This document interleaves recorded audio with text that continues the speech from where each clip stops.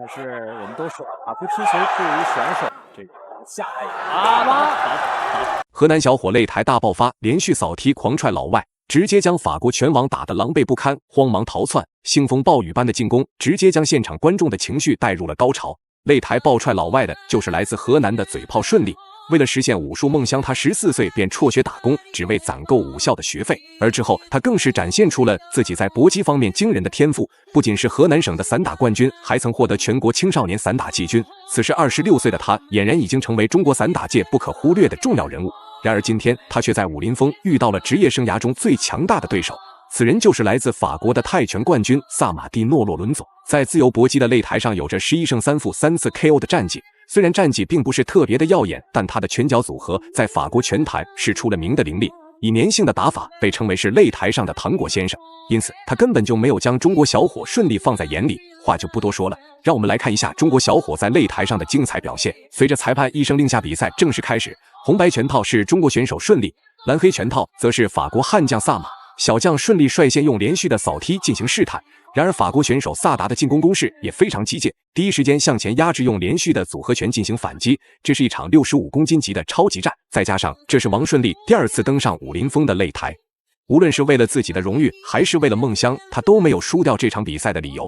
此时两人更是一上来就互不相让，打得非常激烈。法国的萨马蒂诺·洛伦佐，这是我们今天的第1场比赛。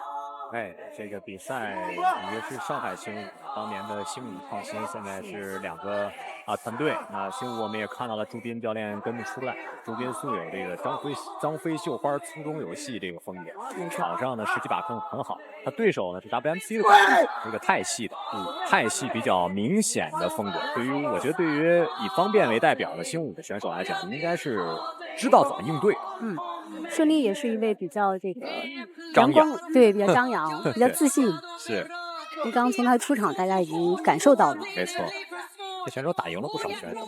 散打出身的顺利不断的用扫踢来控制两人之间的安全距离。然而面对对手的猛攻，他更是没有丝毫的畏惧和退缩。可能会有人觉得顺利无论是打法还是出场都过于张扬，但实则他这种张扬正是自信的表现。26岁的顺利早就已经扛起了中国新一代搏击的大旗。反观法国选手萨马的实力也是绝对的不容小觑，泰拳出身的他，无论是身体硬度还是内围对拼的能力，都远超一般人。在两人互换拳脚的瞬间，顺利成功接腿一记扫踢，将对手放倒在地。比赛才刚刚开始，就给了对手一个下马威，消耗是比较大的，相当于以硬碰硬。对，刚才是接腿以后的一次发力的这个摔倒是允许的，但不会被记入比赛分数。连续砍对方膝盖的外侧，还有小腿。这种打法就是伤敌1000，自损600-700。是的这个下来以后有效果了。而且这个一旦有连续2次摔倒，明显是让萨马产生了阴影，不再只是猛打猛冲，而是且战且退，向后拉扯。虽然这2次摔倒并不得分，但不免会对节奏和状态造成不小的影响。不过这些对经验丰富的老将来说，根本造不成什么威胁。萨马一记高扫精准命中，接着又是连续的组合拳乘胜追击。看来顺利想要赢下这场比赛，绝对不是容易的。对手发生了变化之后，其实顺利这边也得有一些变化。顺利千万别掉手。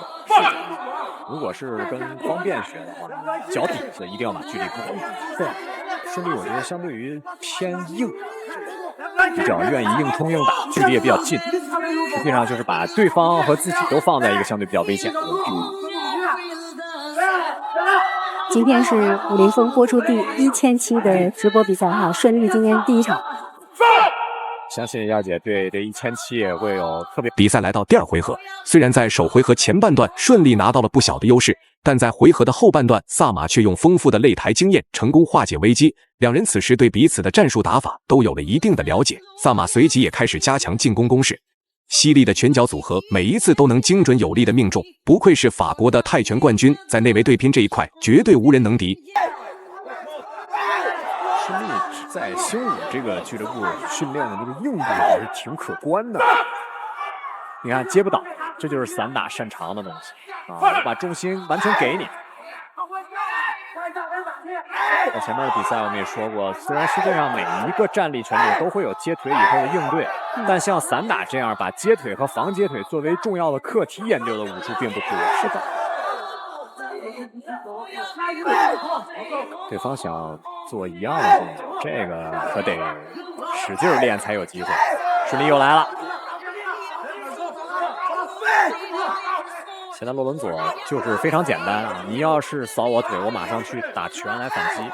中国小伙顺利腿法运用的非常频繁，不是在控制两人之间的安全距离，就是用扫踢来干扰对手重心。无奈的萨马只能不断的调整报价来规避风险。此时萨马的小腿已经被完全踢红了，看来今天顺利的打法战术非常明确，那就是用腿法为主，拳法为辅，让对手没有应对的空间。这个卡夫一旦出效果，轻则选手需要几周的时间，那重则可能需要上年的时间。如果把膝盖十字韧带打断了，这个运动表现是不可逆的会下降。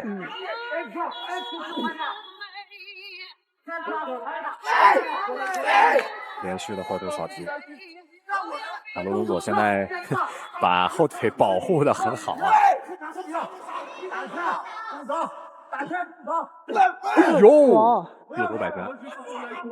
洛伦佐是第一次登上武林风的擂台。对，那这选手 WMC 的冠军，他是很适应这种慢速硬派的对抗。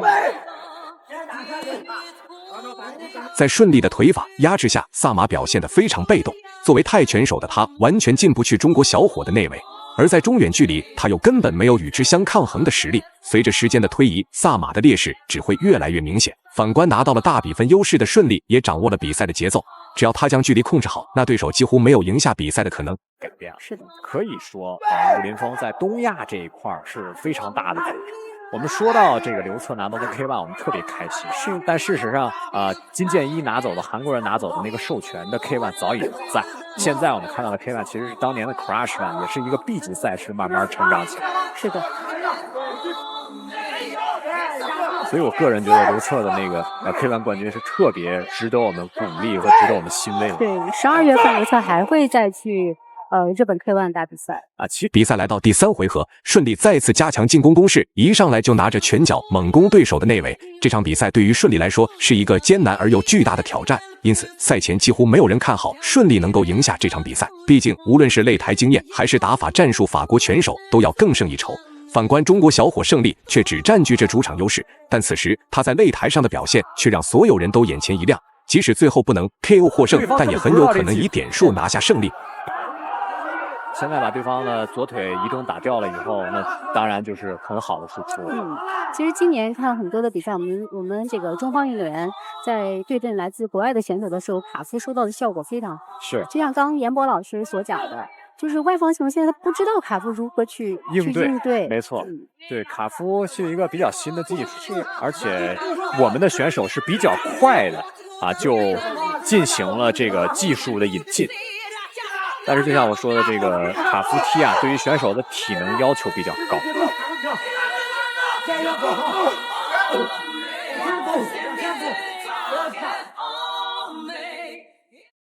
貌似是萨马的体能出现了不小的问题，面对顺利的猛攻，暂且只能双手护住头部，根本打不出防守反击。反观中国小伙顺利，只要抓住机会，那么必定是连续的组合拳招呼对手。双方激烈对拼了将近3个回合，那结局则表现得非常重要。毕竟谁也不想让自己的努力付之东流，奈何在真正的实力面前，就算对手再怎么心有不甘，也没有逆转的可能。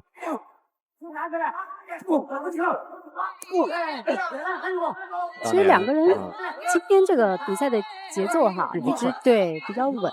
因为 WMC 的选手而偏泰式，看他身上的这个打法都是偏纯泰法国也是踢拳和泰拳的大国在19年、17、18、19、20这4年里边，他其实是代替了荷兰，成为了欧洲最好的4个国际联国。包括梅克森，包括杜姆贝都是很强的代表法国的选手。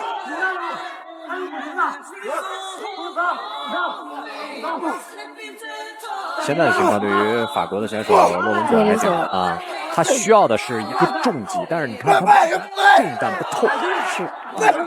在比赛的最后，顺利仍然没有停下进攻的步伐，奈何法国选手的抗击打能力实在是太强了。无论顺利施展什么样的动作，都无法彻底将老外打倒在地。不过这么多次势大力沉的扫踢，恐怕结束以后，萨马德去医院住上一阵子。单边进攻啊，包括像这个西提猜的泰式的进攻，其实我们的选手都在慢慢的吸收，我们的水平并不是世界上最好，这个我要认可。但更重要的是，我们的选手不会放弃自己向最好的追求，这个很重要。对，尤其是这几年啊，我觉得我们中国的选手进步很快。